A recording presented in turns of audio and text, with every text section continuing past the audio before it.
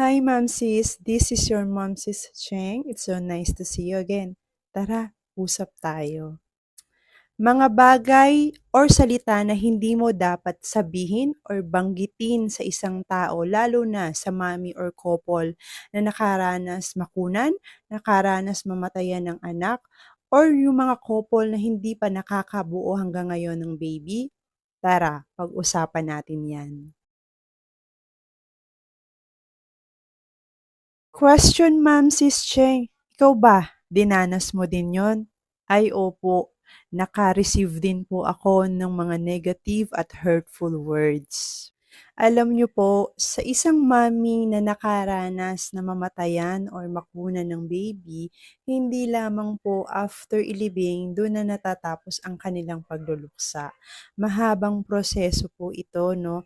At ito po ay napakalalim na sugat, napakasakit na pakiramdam. Alam ko po na marami sa atin ang gustong magbigay ng comfort, lalo na sa ating mga kaibigan or kamag-anak na nakakaranas ng matinding pain.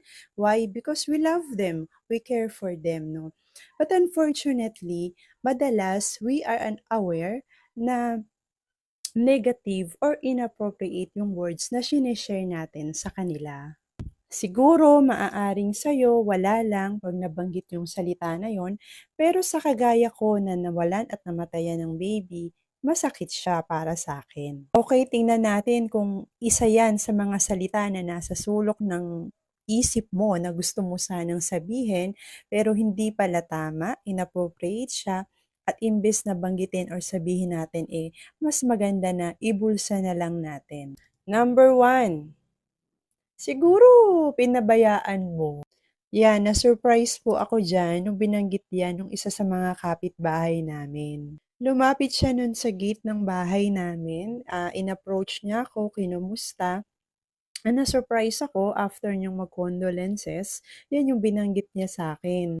I know that he is an educated man, but I was surprised kung saan niya nakuha yung idea na yon. Unang-una, hindi ko naman siya nakasama sa bahay at hindi rin naman siya naging saksi sa pagbe-bedrest ko. So nagtaka ako kung bakit yun yung naisip niya na sabihin sa akin.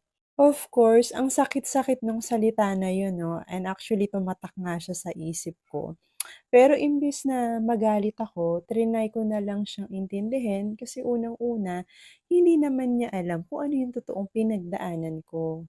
Number two, mag-alaga ka na lang ng aso or alagaan mo na lang yung aso mo.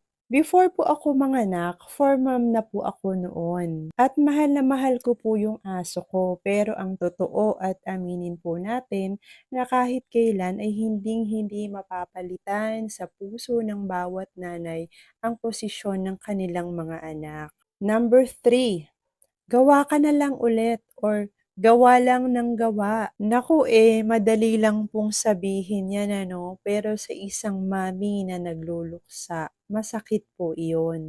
Nagbuntis po siya, naglihi, pero nauwi lang sa wala. So, yan po yung ilan lang sa mga salita na na-receive ko, pero madami pa po yan ano, kagaya nung baka hindi para sa'yo or baka hindi mo deserve. Or yung, naku, dugo pa lang naman yan, so okay lang yan. Kung yan po yung mga salita na nasa isip nyo, naku, huwag nyo na huyang banggitin. Sabi nga po ay, if you can say anything good, don't say it. Alam niyo po madalas hindi naman talaga kailangan ng isang taong nasasaktan ang inyong comforting words.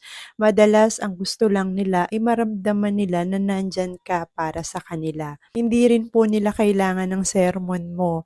Ang kailangan po nila madalas ay ang yakap mo. Lahat tayo, guilty tayo kasi minsan sa buhay natin nakapagsalita tayo ng negative, bad, or hurtful words. At ito, lesson to sa ating lahat. So next time, choose your words.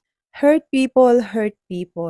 Pero imbes na ipasa natin yung pain na nararamdaman natin, siguro mas maganda na let's heal ourselves and let's heal other people too.